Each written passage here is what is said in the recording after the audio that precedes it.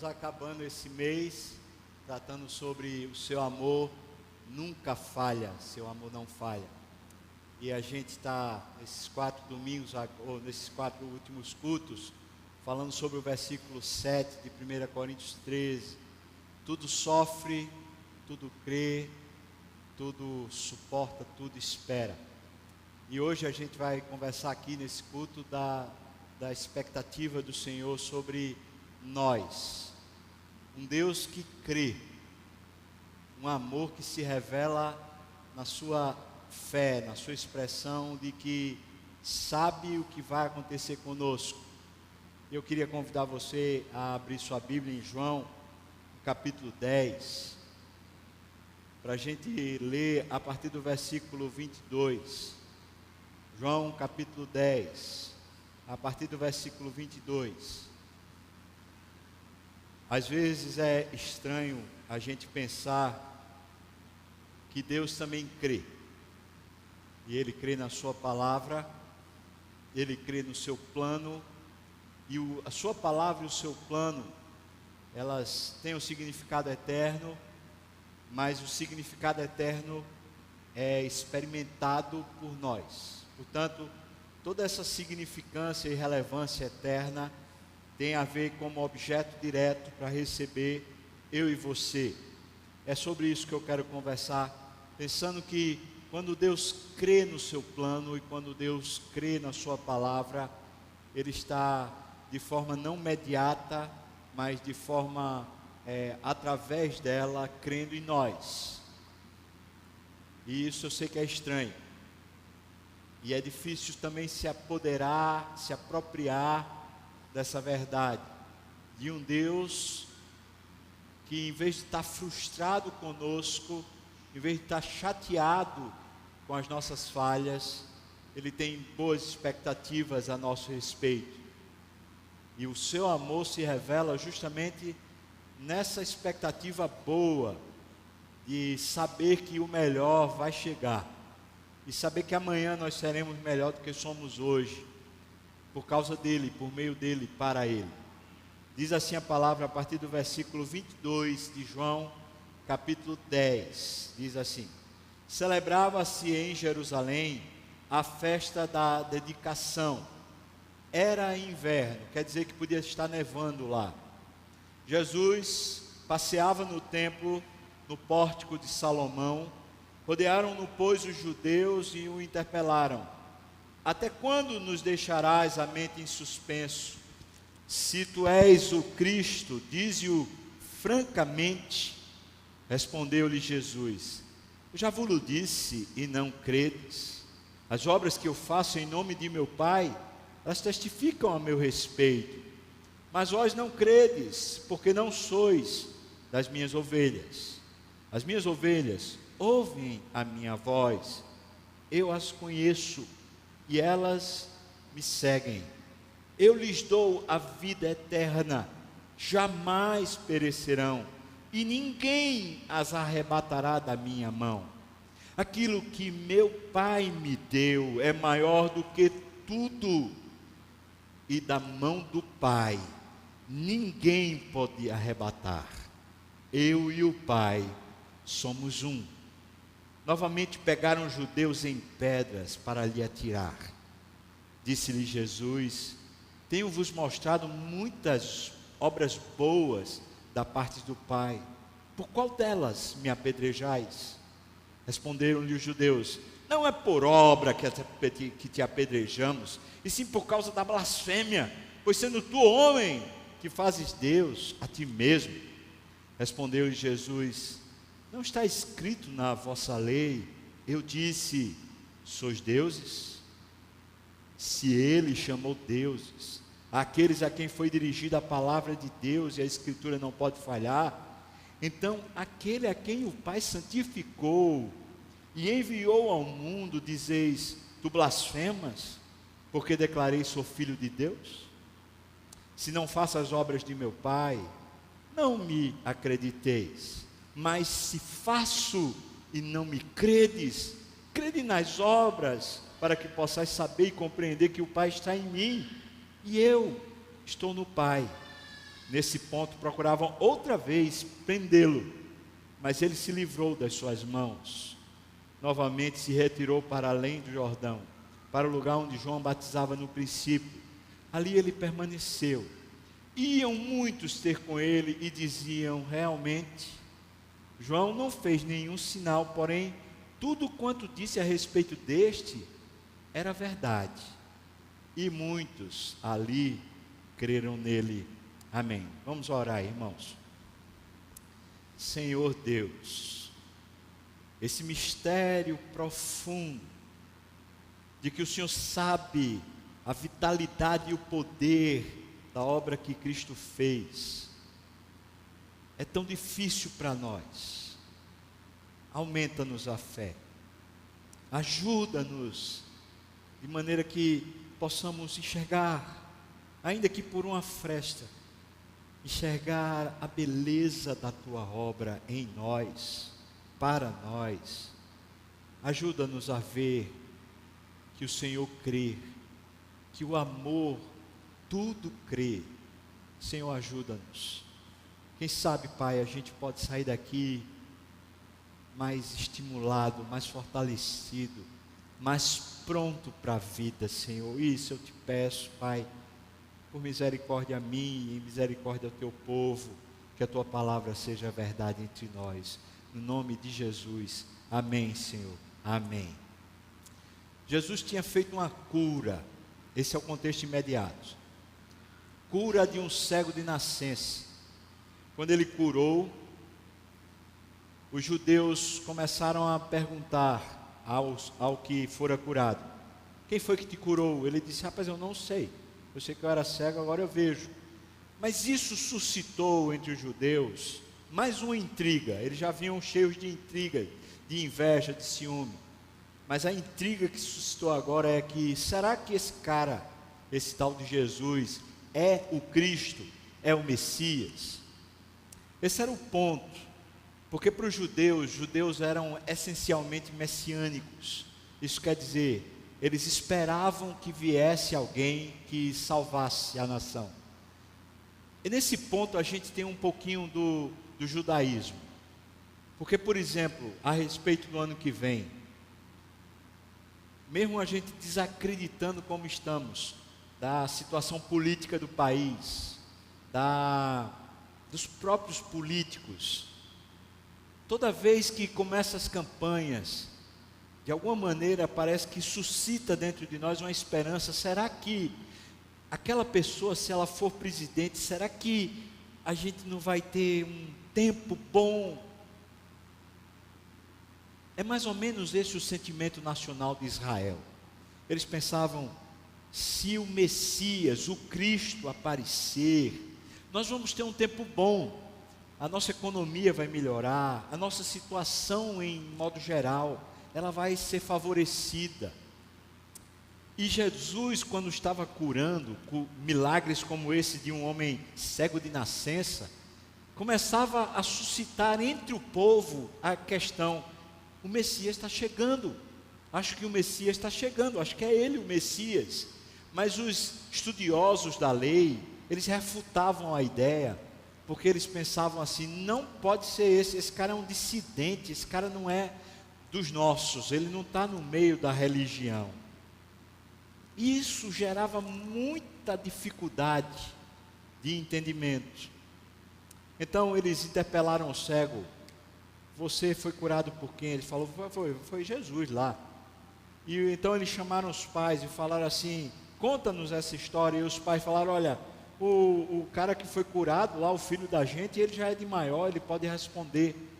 Eles estavam se esquivando, porque as perguntas não eram para saber sobre Jesus, as perguntas eram de tom de condenação. Havia uma inflamação, havia intriga. Nesse processo, Jesus diz para o cego, agora vendo, ele diz: olha, bem-aventurados os que não veem e passam a ver, e malditos aqueles que veem e não conseguem enxergar. Essa palavra de Jesus diz respeito essencialmente à fé. A gente precisa de olhos que consigam ver. Os nossos olhos naturais conseguem ver a natureza e o que é natural. Isso, claro, está diretamente ligado à nossa capacidade de raciocinar. O nosso raciocínio, as teias das nossas razões, elas estão tecidas dentro de uma lógica humana, bem existencial. E a fé, ela é supra-racional. Ela não é irracional, mas ela está além da razão. A fé desvenda os nossos olhos para que vejamos, mais do que as razões, vejamos Deus. E quando vemos Deus, Deus extrapola qualquer limite. Deus, além da razão, Ele é incomensurável. Não dá para se mensurar, não dá para se avaliar. Com Deus, a razão que funciona dizendo que um cego de nascença nunca verá, com Deus é possível ele ver. Com Deus, uma pessoa que é um assassino quanto mais, uma pessoa que é um sociopata, pode se tornar uma pessoa abençoadora. Com Deus, qualquer impossível é possível.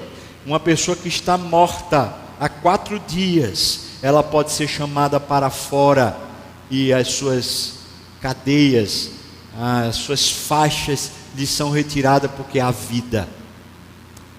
Deus é o Deus que age, intervém. Quando a gente olha para a história, a nossa história que vemos, ela está dentro dos limites da nossa razão. Mas se a gente olha para um que chamamos teologicamente de a meta-história, a gente pode pensar num Deus que está olhando para o horizonte da história, mas Ele está para além da história, fora dela, coordenando todos os fatos. Deus é aquele que lança uma pedra, uma semente, que lança um fato na história há 2000 anos atrás, para que ele tenha efeito hoje, como se fosse uma onda, como se fosse uma pedra que foi lançada no meio do lago e as suas ondas estão chegando à margem. Deus é aquele que sabe plantar na sua história, há 10 anos atrás, um fato que talvez lhe limitou, uma situação que talvez fez você ficar menor do que as suas próprias potencialidades, mas que desenrolar disso, desdobrar desses fatos, fazem você grande aos olhos de Deus, fazem você especial e mais usável para Deus do que para a sua própria coordenação mental. O que eu quero dizer com isso é que a cura do cego serviu para Jesus alertar-nos de que o caminho com Deus passa por crer. Tudo crer. Essa é a essencialidade. E dali por diante a história que Jesus segue é mostrando como Deus crê. Ele passa a dizer: eu sou o bom pastor. E ele, quando fala essas palavras, essa analogia, ele está usando ainda a história do cego, é no mesmo contexto. Eu vou dizer assim, a perícope textual, ela vai desde o começo da história do cego até esse texto que lemos. O que eu estou dizendo para você é que no contexto daquela intriga a respeito do cego, de repente Jesus diz: eu sou o bom pastor e o bom pastor dá a vida pelas ovelhas. E depois ele diz mais: eu sou a porta, se alguém entrar por mim será salvo. E ele diz: eu vim para que vocês tenham vida e tenham vida eterna. Percebe, irmão, que cada uma dessas afirmações, eu sou o pastor, eu sou a porta e eu dou vida eterna, são apropriações de Jesus dizendo: eu sou o Cristo. Eu sou o Cristo. O judeu que está ouvindo isso está entendendo. Ele está dizendo: só o Messias poderia dizer que é o nosso pastor esperado desde Jeremias. Só o Messias pode ser o pastor esperado desde Ezequiel. Ele é então o Messias. Depois ele diz: eu sou a porta. E também só o Messias, revelado em Isaías, poderia dizer que ele é o que abre a vida com Deus, a porta. A mensagem de Jesus não é em códigos. A mensagem de Jesus, usando figuras, ela é totalmente clara para quem tem a raiz judaica, para quem viveu o judaísmo daquela época, ou ainda hoje consegue viver no judaísmo. Enquanto ele diz isso, ainda mais aqueles que são religiosos estão ficando furiosos com Jesus, porque Jesus está se apropriando do título, está se apropriando de ser o Messias, e está declarando isso. É nesse ponto então que a gente chega nessa intriga. Então eles falam: como é que você ousa dizer que você é o Cristo? E Jesus diz: eu acho que vocês ainda não entenderam. Eu sou Deus. Quando ele diz isso, talvez você não consiga entender bem lendo o texto, mas se você ler com bastante atenção todo o contexto, você vai ver que Jesus está afirmando: eu sou filho de Deus, eu sou Deus na terra. E quando ele diz isso, os judeus que são bem cultos, eles querem apedrejar Jesus, porque isso é blasfêmia. É claro que é. Como é que alguém pode se auto-intitular não só Messias, mas se auto-intitular Deus? Isso não é uma blasfêmia? Isso não seria para nós hoje uma grande blasfêmia? Imagina uma pessoa com quem você convive, ou talvez uma dessas celebridades aí, ela chega e diz: eu sou Deus. Quando a gente vê, por exemplo, aquele Henri Cristo dizendo: eu sou Jesus, nós até às vezes rimos das palhaçadas, porque é claro que aquele não é o Cristo. Algumas seitas levaram à morte de milhares de pessoas, porque as pessoas acreditaram que aqueles lá eram Cristo. Eu estou querendo só mostrar para você que a mensagem, para ser admitida, não vai passar apenas por um processo racional, vai passar por um processo de fé. Os olhos se abrirem e você começar a conviver com o ilimitado Deus, com o todo-poderoso Deus, com o Senhor Criador dos céus e da terra, com o dono de tudo que há. Conviver com Ele é saber-se extrapolado, é descobrir-se que todos os seus limites serão extrapolados dia a dia, não com violência, mas com amor. Que Deus não cansará de fazer bem a você, a fim de que você seja completo nele. Deus não abandonará a razão da Bíblia, que diz que Deus será tudo em todos. Deus não abandonará a razão da Bíblia, que diz que a glória do Senhor encherá essa terra, como as águas enchem o mar. O que eu estou dizendo, irmão, é que quando Jesus está se revelando a nós, Ele está se revelando dentro de uma fé de Deus, uma crença de Deus, de que a salvação é operosa, de que a boa obra que Ele começou em nós, ela vai ser completada aqui, até o dia de Cristo, de que Deus, com seu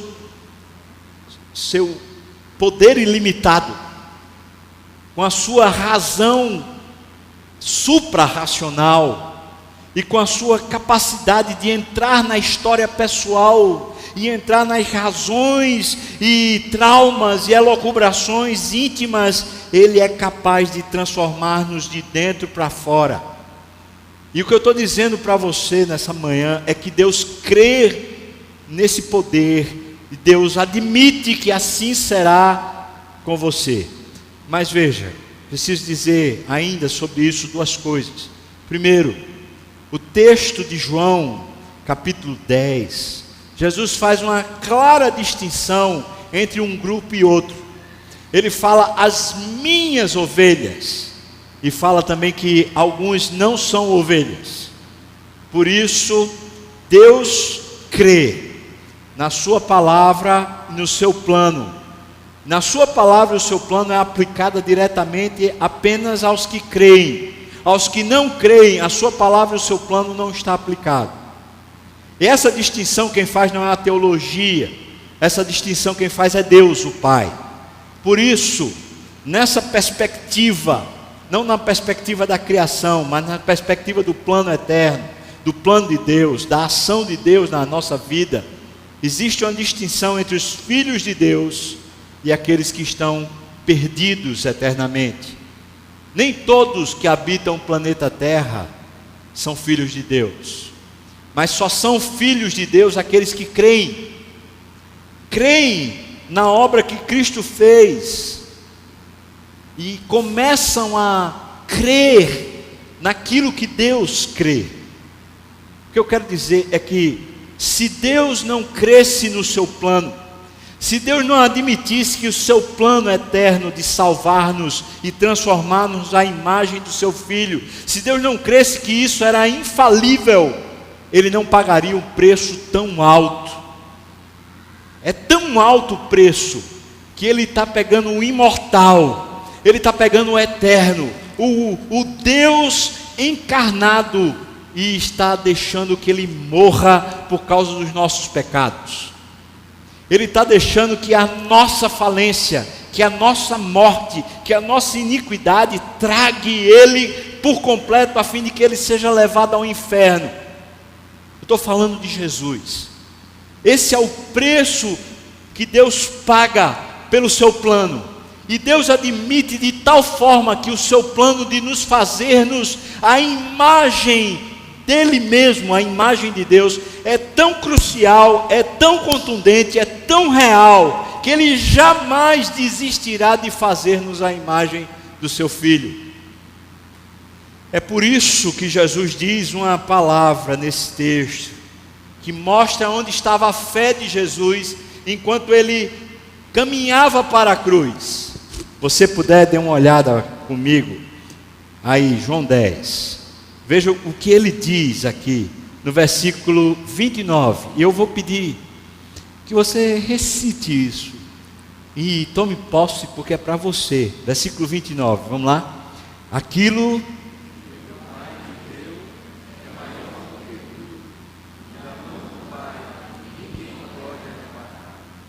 eu achei meio fraquinha a leitura, mas eu vou ler de novo. Aquilo que meu Pai me deu é maior do que tudo, e da mão do Pai ninguém pode arrebatar. Vamos ler agora de novo, vamos lá?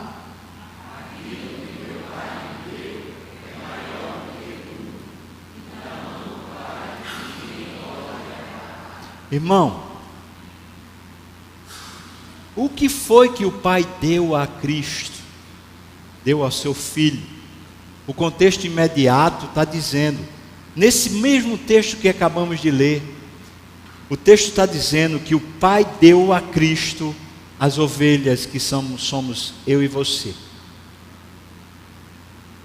Agora perceba as palavras que Jesus está dizendo. Aquilo que o meu Pai me deu, as minhas ovelhas, isso é maior do que tudo. Que amor é esse? Que fé é essa?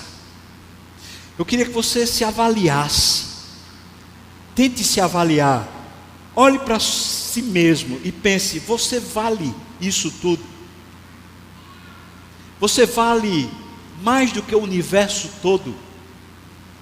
Você pessoalmente vale mais do que os anjos? Você vale mais do que o sol? Você vale mais? Você vale. Porque, irmãos, se Jesus está dizendo que aquilo que meu Pai me deu, e Ele está se referindo às suas ovelhas, se Ele está dizendo que é maior do que tudo, Como você aplicaria isso a você? Eu sei por razão própria, que é difícil admitir isso como verdade, porque olhando para mim, eu não consigo ver valor. É pecado em cima de pecado, frustrações, queixas. Meu Deus, eu não valho um ponto do bom clube, nem tem mais. Eu não valho R$1, 10 centavos.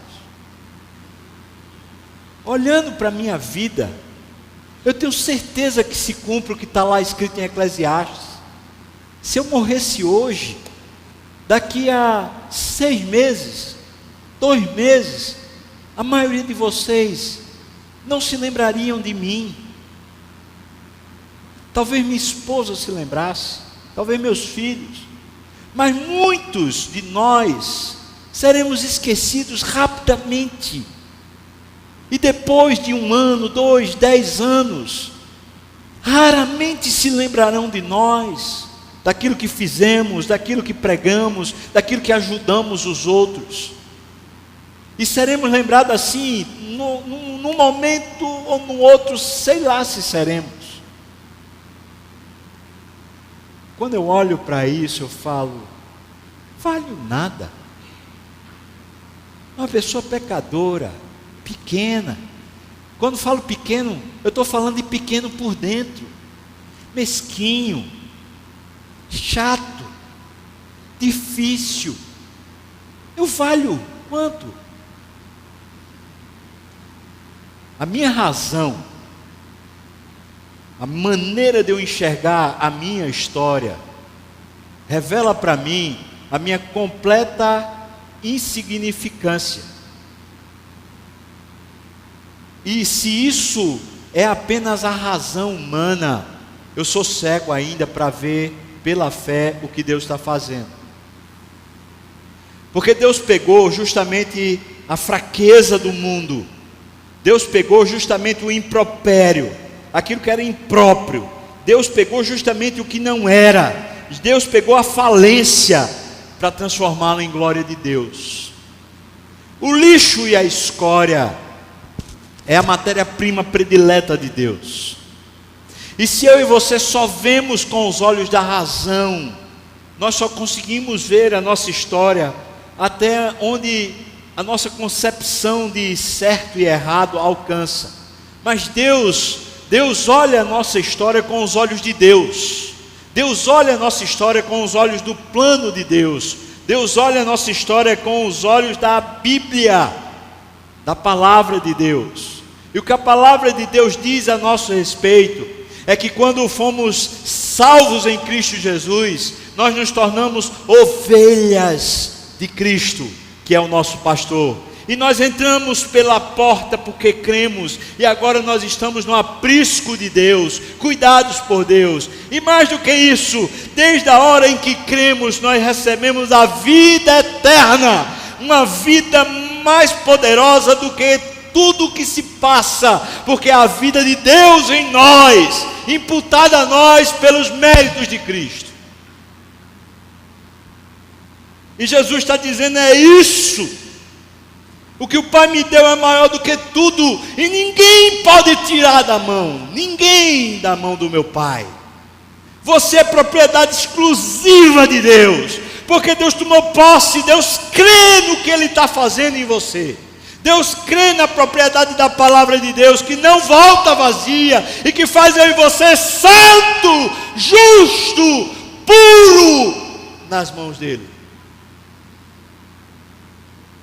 Por isso, eu posso dizer que toda a expressão de pecado que temos, não é apenas iniquidade, no sentido de que é porque a gente é mau, mas é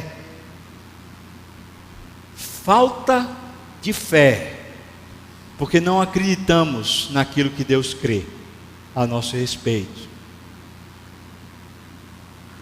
O que eu estou dizendo é, Jesus sabe que Ele é o Cristo, também Jesus sabe que ele é filho de Deus. E o contexto é de intriga, e os homens estão querendo matá-lo, porque ele crê no que o Pai disse para ele. Se você abrisse lá em Mateus capítulo 3, no último versículo do capítulo 3, você veria Jesus sendo batizado, e então o Pai falando bem alto: esse é meu filho amado, em quem me comprazo. Você fosse para o texto da transfiguração, você veria mais uma vez Deus dizendo: esse é meu filho amado. Veja só, Jesus ouve a palavra de Deus, e ele se apropria dela e fala: eu creio que eu sou filho de Deus. Veja só, Jesus vê a história do que está escrito em Isaías, do que está escrito em Jeremias, do que está escrito nos Salmos, do que está escrito nos profetas, e ao ler a história da sua história, ele sabe que ele é o Messias. E ele usa todo o texto bíblico para confirmar aquilo que ele é. Agora, irmãos, onde está a base de crermos quem somos? Nós cremos no que somos pelo que temos, pelo que fazemos, ou nós cremos no que somos pelo que Deus diz que somos? Porque é uma distinção. Quando cremos que somos, por exemplo, eu sou um profissional, eu sou bem sucedido, eu sou um fracasso. Quando cremos a partir do que fizemos, a razão humana, ela é usada de forma só lógica. Mas quando cremos a partir da Bíblia, nós pegamos tudo o que fazemos e tudo de bom que já construímos e toda a nossa capacidade, olhamos para tudo isso e falamos assim: nada disso é suficiente para provar quem eu sou, porque até as minhas melhores obras são como trapo de imundícia, elas não servem para nada. Eu não posso me afirmar nas minhas obras, nem na minha história. Eu estou falando isso só pela fé, é que a gente tem olhos para ver a nossa história com os olhos de Deus, e não com os olhos do que nós fazemos. É por isso que o texto está dentro de um contexto de cegueira espiritual, de pessoas que não conseguem se apropriar, vendo a obra de Deus em si mesmas. Como aquele homem que era cego e começou a ver a obra de Deus nele, e disse assim: agora eu vejo. E a única coisa que ele tem para dizer para as autoridades é: olha, eu não sei de nada do que vocês estão falando, mas uma coisa eu sei, eu antes não conseguia ver, mas agora eu vejo. E é isso o ponto de tensão em nós, é que quem crê, vê. Porque o Pai crê, porque Jesus crê no que o Pai falou. Ele crê e vê eu e você já assentado nas regiões celestiais em Cristo Jesus. Porque o Pai vê, Ele já nos vê mais do que vitoriosos sobre o pecado, sobre o mundo e sobre toda a tentação. Porque o Pai crê, Ele nos vê, mas eu e você muitas vezes não vemos porque não cremos. Mas o amor tudo crê. Esse é o ponto. Ou seja, Jesus cria porque amava. Não é um amor, aquele amor meloso, sentimentalista, aquele amor que diz assim: eu vou dar uma segunda chance, eu vou dar uma terceira chance. Não se trata de chances, se trata de ser ou não ser. As ovelhas são, as que não são ovelhas não são. E quem é ovelha? Sendo ovelha, ele diz: ouvem a minha voz, elas me seguem. E esse texto de João 10 é tão denso teologicamente, mas tão denso, especialmente essa parte que lemos, que Jesus pega um salmo, e dentro do contexto do salmo, mas dentro da teologia do Velho Testamento, Jesus diz: não está escrito, sois deuses? Ora, se a Bíblia diz que são deuses aqueles que são só seres mortais, o que é que vocês vão dizer de mim? Eu e o Pai somos um. é quando ele afirma que ele é Deus. Mas talvez você não entenda o que é que Jesus está dizendo. Ele está usando a teologia do Velho Testamento para falar: se vocês conseguissem crer mesmo no que o Pai faz com vocês através do Messias, vocês não estariam se esforçando para serem melhores. Vocês creriam e viveriam a partir do que vocês creem. Porque existe uma grande dificuldade, irmãos, em nos tornarmos santos pelos nossos esforços, pela nossa dedicação. Mas existe um enorme prazer em vivermos santamente, porque somos santos. E essa é a grande diferença. É a diferença da razão da fé, não da razão da cabeça. A razão da fé está dizendo para mim e para você: conquanto você veja todas as debilidades que na prática se apresentam em forma de pecado, em forma de fracasso, conquanto você as veja, você é filho de Deus, porque Deus crê, porque Jesus crê na obra que Ele fez, e porque você é filho, existe um caminho junto com o pastor que lhe guarda, e porque você é filho, existe uma porta que separa você de tudo que ficou para trás, e você está protegido no aprisco de Deus. E porque você é filho, você tem uma vida maior do que a sua própria concepção, que vai lhe tomando e lhe eternizando, fazendo você próprio para a vida eterna. De maneira tal que a nossa salvação ela é operosa, mas ela é operosa não porque eu e você a operamos, mas ela é operosa porque Deus crê. Deus crê e age, Deus crê e intervém. Deus é capaz de intervir dizendo para mim e para você: até agora você estava fazendo tal coisa, eu gostava que você fizesse tal coisa, mas agora eu não vou mais deixar você fazer. E de repente você está desempregado, e de repente uma pessoa da sua família morre, e de repente uma calamidade toma conta, e você diz: meu Deus, eu estou desorientado, eu não sei mais o que fazer. É Deus tomando posse da sua vida e dizendo: até aqui era bom assim, mas a partir daqui não será mais bom assim.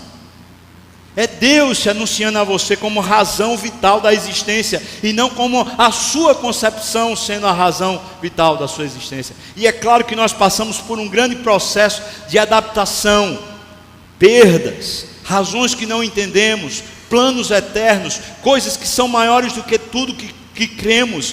Como nos apropriarmos disso? É para isso que temos esse tempo aqui, esse tempo na terra, para crermos. Mas como cremos? À medida que nos sentimos amados.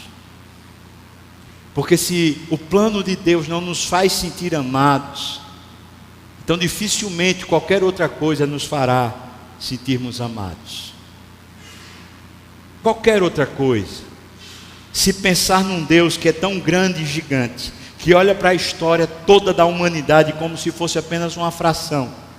Se pensarmos num Deus que é infinito no poder, que pode intervir e mudar qualquer sequência de história a qualquer momento. Se pensamos num Deus que é tão infinito em amor, que é capaz de sacrificar-se, morrendo para salvar aqueles que não são nada.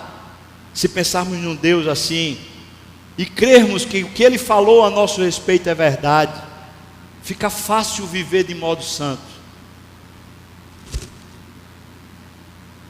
Eu sempre falo que, por exemplo, você pegar um animal, um ser que vive na água, você olhar para ele e falar assim: peixe, nada. Essa ordem para o peixe é a coisa mais natural para ele, porque ele vive na água, ele nada. Mas se você diz para um ser terrestre: nada, ele começa a nadar, mas não tem a fluidez. Ele se esforça, mas ele não tem a competência do peixe. E ao final ele está exaurido nas suas forças, se afogando, porque ele não consegue, não é da natureza dele. O que Deus fez em você, transformou você de dentro para fora. Deus plantou uma semente chamada Evangelho, que é o poder de Deus para todo aquele que nele crê. Deus fez a santidade de Deus habitar em você e implantou em você o poder da sua própria ressurreição, que revitaliza a sua alma, fazendo de você mais do que vitorioso em Cristo Jesus. O que Deus fez em você é eterno e não tem fim, e Deus é poderoso infinitamente para fazer tudo isso vingar em nós, acontecer em nós. O nome disso é amor. Deus tudo crê. Você crê? Eu creio. Ainda que possa dizer para Deus: Senhor, me ajuda na minha falta de fé. Mas eu creio.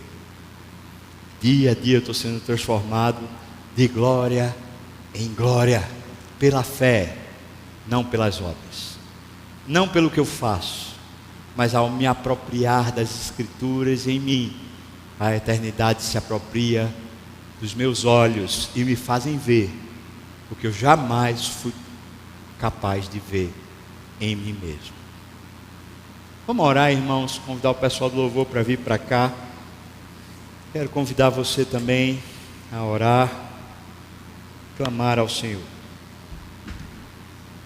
Deus,